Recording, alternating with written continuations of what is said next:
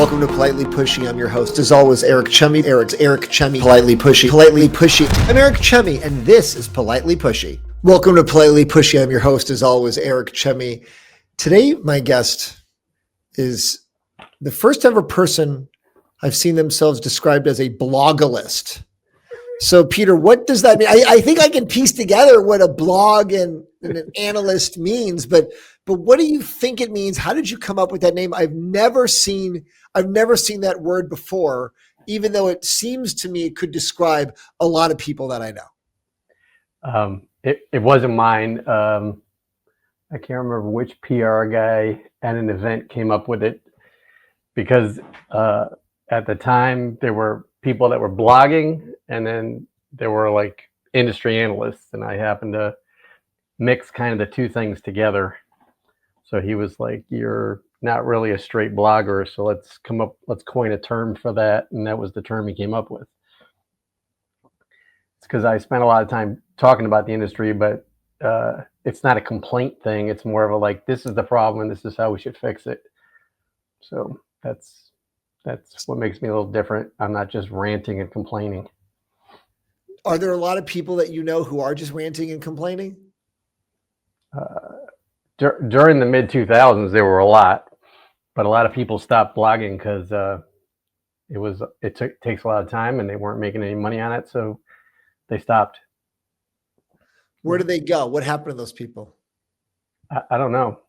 Some of them are recycling now, because a lot of the VoIP bloggers in the mid 2000s are coming out, and they're popping up around a new technology called VCon, which is a virtualized conversation. It's a way to capture omni-channel into a standard file format and let AI eat it. And I see a lot of the old VoIP guys are piling up over there. So on to the next tech. on your website, radinfo.net with the hyphen, rad-info.net. I was just looking at it today, and I love the post that you have right here. Until you listen, you won't know. And you write, yesterday I had a call with a VP of enablement, and they went through feeding AI all the call transcripts, the call logs of their sales reps, and the 3 best ones versus the 400 other people, right? That aren't the 3 best ones. And what a striking difference there was, that the 3 best ones in a lot of ways did the opposite of what the corporate training would have said. And they crushed the competition. They crushed their internal competition. So leadership had to realize everything we're teaching people is actually wrong. It's kind of funny, because I'm on a lot of sales calls, and I've managed sales teams, and I've done a lot of sales training. And when you're going through it, to get people out of their habits is really hard. And to get companies to examine their top salespeople and try to replicate that is what we do in the partner community, where we're like, how do you make a partner profile?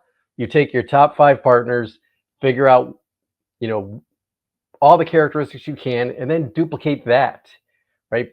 This is the first time I've seen a sales team actually do that.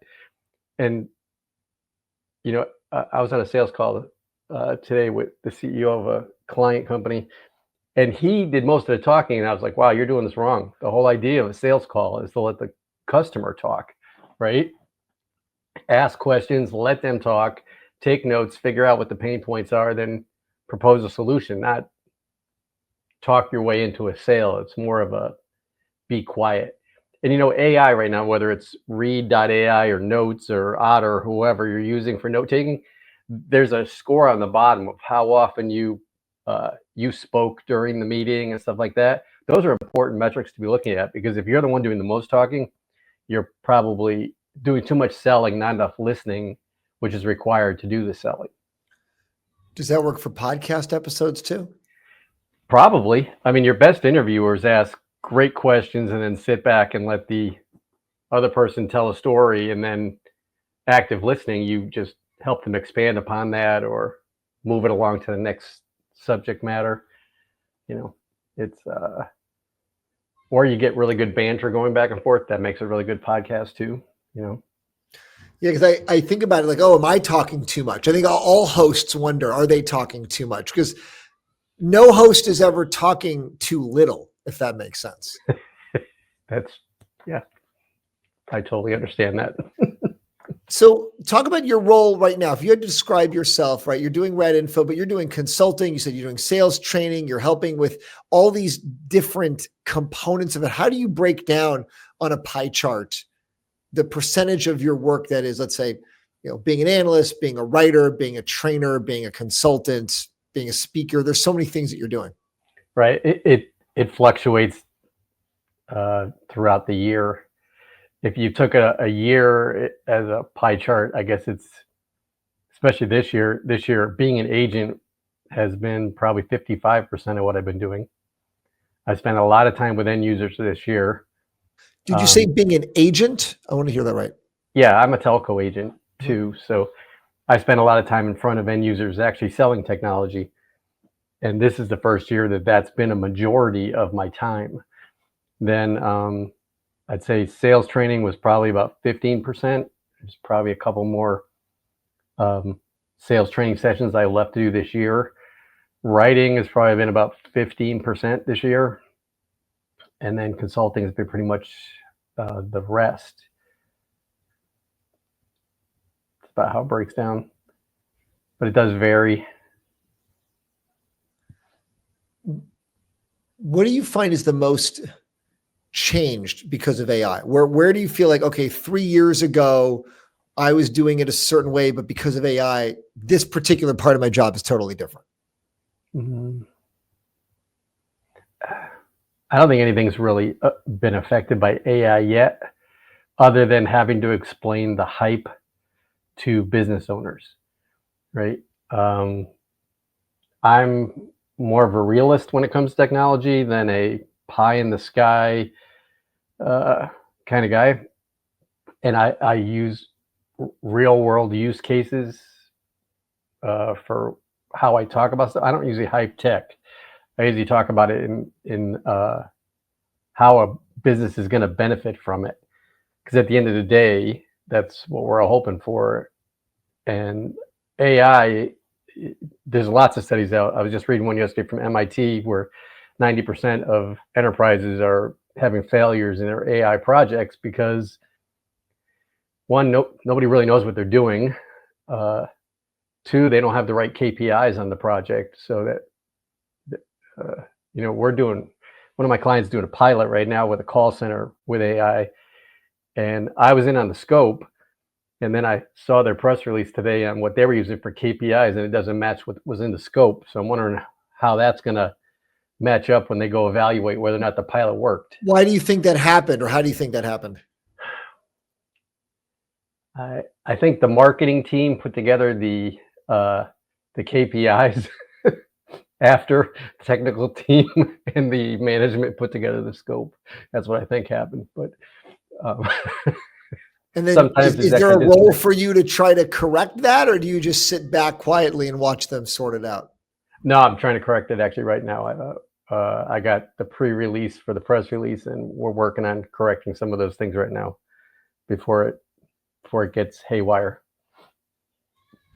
So I go back to the Blogalyst. So I think about the analyst part of it. A lot of the analyst overlaps with consulting, right? A lot of it is, hey, someone's hiring me to figure out what I should do. How do you differentiate those two roles, right? A consulting role versus an analyst role? I guess a lot of it has to do with scope of work. I've had some really interesting projects over the years. A couple of times companies have just hired me to walk around their office and listen and then figure out what the problems are that the company's having. So like talk to a lot of employees, walk around, listen a lot, and then come back and like give them some feedback on what I heard and what's going on. Other times it's step back, look at what they're doing, and figure out how to get better practices happening to be more effective. That happens a lot in the channel programs because, people that had programs that were targeted at a specific business model partner, then try to take that program and widen it, and it breaks once the business model of your partner differentiates, right? Like, best example I can give you is hardware companies like Cisco that are now going all software, right? But their partners are, their entire business model is based around pushing boxes. And pushing software isn't really something they have a skill set for or a business model for. They haven't figured out how to compensate salespeople, what they're going to do with their tech staff. All these things break. So you have to analyze all that and then figure out like how we're going to tweak this or change this so that the program can work for a different business model. And also maybe to figure out how to help the partners advance their business to today's model. So the analysis and the consulting kind of come hand in hand a lot of times. Do you ever get the bombardment of smaller companies who want to get in front of the analyst, get in front of the consultant? Hey, hear about our tech. We want you to reference our tech. We want you to help sell our tech or push it or talk about it, write about it, mention it, get it in a report. I assume like the smirk you're giving me is a possible yes there. Yeah, it's a yes. When I was blogging for one of the big tech journals, they used to slap me in the room with all their other editors, and it would be nothing but meeting after meeting of people pitching their stuff, hoping that it would end up in a blog post by the end of the day. But that's not really, if anybody's read anything I've written ever, I don't write those type of blogs. Mine have more to do, most of my blogs come from a conversation I'm having with a customer, another partner, another analyst, some problem. Like one blog post I wrote this week was because I've seen way too many AI written vendor emails that are just stupid. And I'm sure if I'm getting 5 or 10 of them, then every partner is getting 5 or 10 of them. So they get a little disappointed because they don't get that pitch. And actually today in the market we're in, I mean, if they're not going to pay to pitch, then they're not going to find themselves being written up anyway, because almost every analyst at this point, if you don't hire them, you're never going to get mentioned. So it's they all had to come up with a business model. And funny because this is one of the big conversations that I have, because a lot of outsiders say what you say. Hey, you're not going to get mentioned unless you pay, unless you hire them. But you talk to those analysts at those bigger firms, and they said that's not true. We're neutral. We talk to everybody. We talk to everybody. It's not about that. And pay for play is like the worst thing that you could be branded with. I will tell you that I've been in this industry for almost 30 years, and pay to play is exactly what this industry, telecom, is about. Any award that you've ever seen any vendor ever get, look at who presented the award and see if they ever sponsored any of their shows or they bought full page ads in their magazine or on their website. Trust me, I'll give you this is how one person said it. How would we even know unless they engaged us that they even exist? I said, well, that's easy. You walk around, you pay attention, you find other vendors that are, the best example I can give anybody is probably Weave Technology. They're in the UCaaS space. They went public a couple of years ago, and no analyst was covering them, and I couldn't understand why, because they were verticalized, which was great. And they did far more than just a phone system. They did insurance verification and credit card payment, mainly for veterinarians and dentists. That's very specific. It varied. They also do it for like hearing centers and eye doctors, and very small. And it's over $200 million in ARR right now. So, I mean, they're really killing it. But at the time they went public, no analyst was covering them, and I couldn't understand it because the UCaaS analysts should have seen that coming. It's what they've been talking about for years, and there it was. And it IPO'd, so I don't even know how they missed it, right? So you can't tell me you're not pay for play a UCaaS provider at $90 million IPO'd and you missed it. Yeah, like a public company, you should be able to find them, right? I mean, the IPO always makes noise anyway because the insiders all want to, take that day bump. So if you're an analyst in the space, how did you not know? How'd you miss it? What's the answer? What's the answer to that? They weren't hired.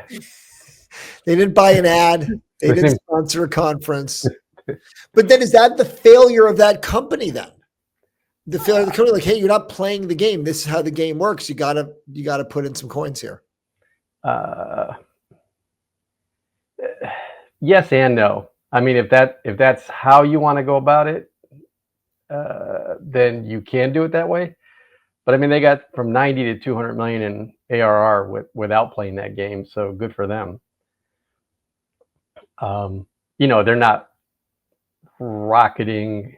They don't get as much press as Ring Central or 8x8, but they're not paying for the press either. So, if you're dumping that money back into your partners, your sales team, your customers, and R&D, it's a better use of money, probably. That's a provocative thought in some way, right? Like, why are we going to go out there and try to convince people when we could just go do the good work ourselves? It's like Zoom, right? They came out of nowhere. There were a lot of companies before them during the pandemic that were doing video conferencing for years. 8x8 was, WebEx was. There was a company called PGI that private equity had bought for $1 billion in 2018. These were all doing global video conferencing before the pandemic, and yet Zoom came zooming out of nowhere, and everybody was on Zoom calls, and no one was on PGI or WebEx. So, sometimes the tech, ease of use, the UX, the design, sometimes that beats a PR push. It feels like in Zoom's case, they were the easiest to use, right? The design was simple. WebEx was terrible to use. Anytime someone said, hey, we use WebEx, you think, oh no, this is it's going to be awful. Doesn't work. It's funny because actually now, I have a lot of clients that sell WebEx, and it's actually a very robust platform. It's just at the time, Zoom made it grandma proof. Right. They made it super easy. Like the iPhone. Anyone can use the iPhone, right? Just boom, here you go. Yep. And there's a lot to be said for that. People forget that, user design is a huge part of effectiveness and user adoption. And yet in a lot of tech, we were talking about portals because I've been on a lot of demos lately, and you could tell who uses a UX designer and who does not pretty quickly. I assume they all use a UX designer. You tell me some people don't? Like, who's designing it? A lot. Well, usually they just have regular developers. Although lately, actually, they're using like Lovable AI and some other AI to debug and write code for them. So they're not even hiring a UX. So it's kind of interesting. We're at a strange point in coding. What do you think about it? Do you think it's going to be for the better or for the worse? I think anybody that thinks it's just going to be AI doesn't really understand design. Like, there's going to be a lot of AI assist, but not AI by itself. AI can't architect a house, right? You need someone. It could. Right? You take, here's 20 other houses. You can just average out what those are. Pick what you like from those 20, right? You could do it. You could, possibly. But that those designs are all copywritten. So basically it's stealing copyright. Right. I mean, there's what's technically possible versus what's legally allowed, okay. Right? But if you ignored the copyright, theoretically, it should be able to design it, right? Sure, absolutely. But it's all in the details. Like, what's a load-bearing wall? Did you design for that? No, you took 12 modules from 12 houses slapped it together. We don't know if anything's a load-bearing wall. We'll Don't worry find about it. out. No. Yeah, We'll find out during out. Hurricane Aaron. Yeah, exactly. We'll find out if it worked or not. But how when you're doing sales training, how has the AI revolution changed the sales training? I don't know. It hasn't hit who I'm training for, right? Like a lot of the AI assist comes in like call center packages where it's throwing up a script as in real time as it's transcribing what's going on in the call, right? That works great for call centers, inbound, BDR, stuff like that. I don't know how well it works in outbound partners, other kind of stuff. Like I haven't really seen where AI is going to assist all of that. It works really well in like mass market sales. I can make 100 calls a day. That's great, but I don't know how well it's going to work for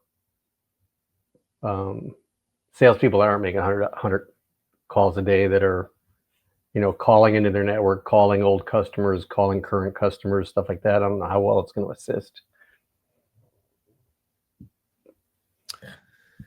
Your perspective, obviously, you said you've been in this industry for 30 years, right? You've seen it from all these different angles. How does that affect your perspective, right? Because some people have just been analysts, right? We talked about the Blogalyst from the beginning. They've only been analysts. They've never had their own P&L. They've never been a consultant. They've never, led sales efforts or trained. Let's say they've only been analysts, right? So because you've seen all these other things, how does that affect the way you go about assessing companies or, analyzing them? Like what you ask them about, right? Like what are you trying to accomplish in your writing, in your reports, and in what you're trying to produce for people who are also in positions that you are in your other roles, if that makes sense. It's like you're talking to other versions of yourself. A lot of it, I think, is that I see the whole process. So like when I'm looking at stuff, let's take lead gen, right?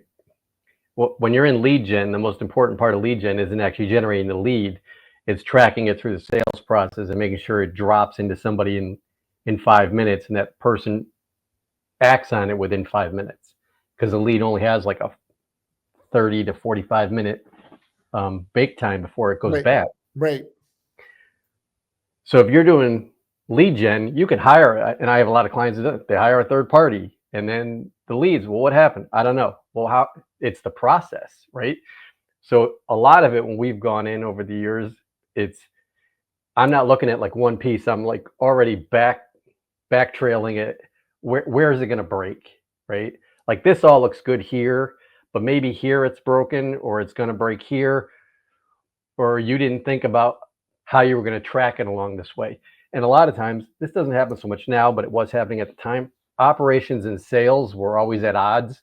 So sales would sell whatever they wanted to sell, and then throw it over to operations to go have it delivered to the customer. And there was always sold this. When can you turn it around? Yeah. Yeah.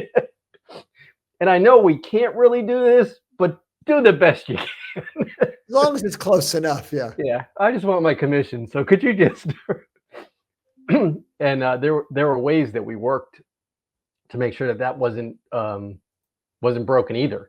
We'd bring operations into the room to talk to sales, and we'd find out that they didn't have good product training, or maybe the sales engineer wasn't being engaged when he should have been. So it's all those little pieces that really helped a lot of my clients, because I was able to like step back and go, from here, from A to Z, you're stuck at like M and K just are broken. And I think if you just look at product, or you just look at the marketing, or you're just training the salespeople, you don't see the whole picture, and you don't see all the places it can fall apart. It's kind of like in the channel program when they're like, they design this program for a VAR and then they try to sell it to an MSP or an agent and they don't understand why it's not working, right? The business model isn't the same, so they don't engage with the program the same way. Unless you're in the street, it all looks great. But until you've seen it in the street and you've seen the car crashes, so I'm lucky enough I get to see the car crashes and traffic flow well too. You talk about that conflict between, let's say, sales and development, right? Hey, we sold this. We know you don't have it, but try your best. There often is a similar conflict or disconnect between vendors and their partners too, right? Mm-hmm. Yep. It's a lot of times it's hype that does it, and there's a gulf in the engagement between the vendor and the partner. So in a lot of cases, depending on the vendor, obviously, the partner isn't an expert on the vendor. Partner is not an expert on the vendor. Okay. Is a vendor an expert on the partner though? No. But the best example I gave you is there's a lot of AI shops popping up and CX shops popping up. Yeah. Customer experience. They may be experts in how call centers should deploy customer experience, but they're not experts on the specific vendor. When I'm on calls with CX firms, usually they have 2 or 3 very preferred vendors, and them they can talk deep into. But if the customer wanted vendor D or E, they're going to try to apply what they know about the first 3 to the next 2, and that sometimes has a disconnect. And a partner's kind of, the vendor's kind of got to be aware of that, and so does the partner. And that happens probably in the UCaaS space, right? When you think about like CloudCom, they all kind of have the same features, but how it gets deployed and how the service delivery happens, that's really where like the tires meet the road. And if you're selling 5 or 6 different vendors, you're not going to be very familiar with the service delivery. So as a partner, you better pick a vendor that service delivery is what they're talking to you about on onboarding. What are some stories, like you talk about the car crashes? What are some stories where things have just gone totally wrong and then people feel burned and angry about, hey, this just really is not what I wanted? In early, it might have been like 2006, I think. I've helped with a company with their partner program, and they just got it running, and then they couldn't keep the product working. For like 9 months, they had like a crash a week. And all that time, energy, and money they had spent recruiting partners and getting them up and running, they ended up with all but like, I think six stayed and the rest just bailed on them. That's a mess.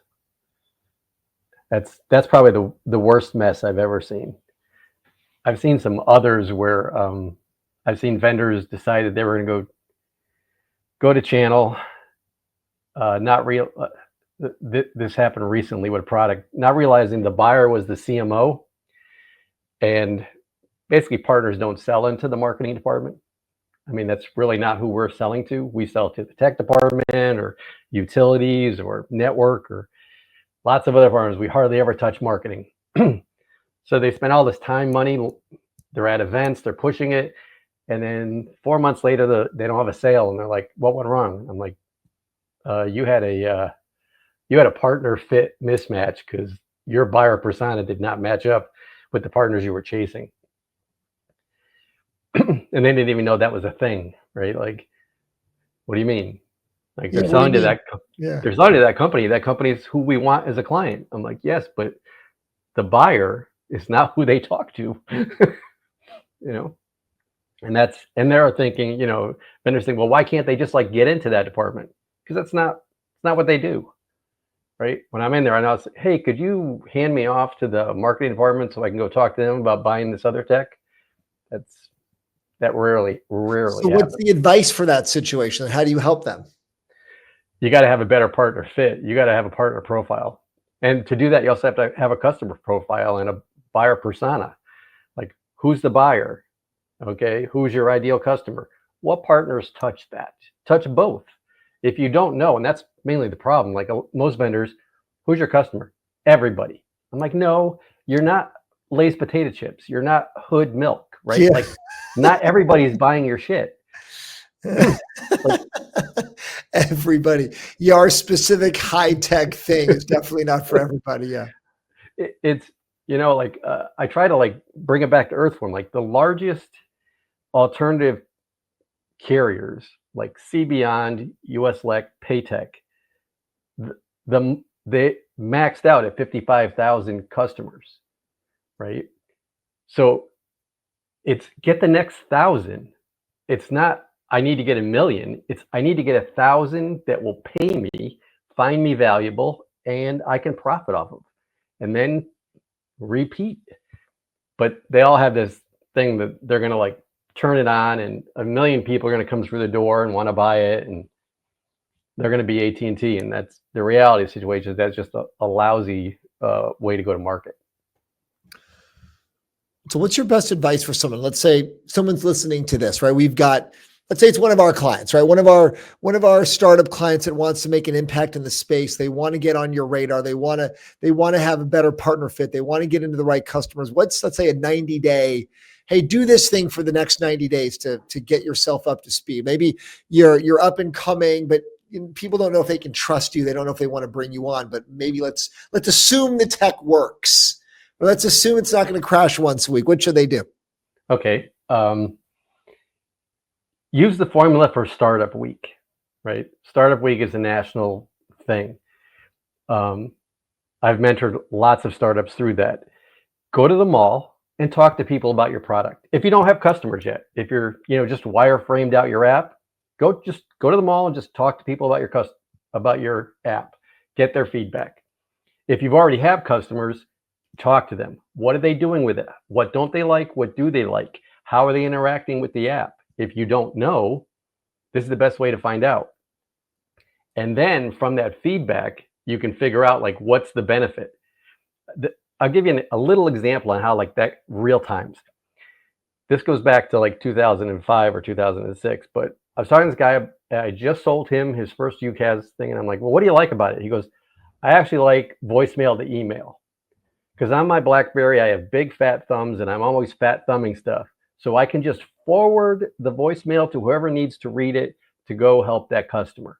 And I'm that fast. And I'm thinking, voicemail to email, like the simplest feature that we have, this is the thing. But it was like, well, that's a customer voice, right? Voice of the customer is the most impactful thing if you'll just go extract that data. So I would go talk to customers. And if you don't have a lot of them, think about a trial and then see how they play with it, right? Like in the beginning, RingCentral used to track everybody that went in their portal. So if you didn't log in the first day, they would call you and be like, hey, you didn't log into the portal. You don't really need a phone. You can do everything you want right through the portal. Let me talk you through it. Because they knew that if you didn't interact with the portal in the first week, your chance of churn was 90%. You're done. That means you don't need it. You're not using it. You don't know how to use it, whatever. Yep. So those kind of datas and feedbacks in that kind of loop is like, and that's the lifeblood of a startup.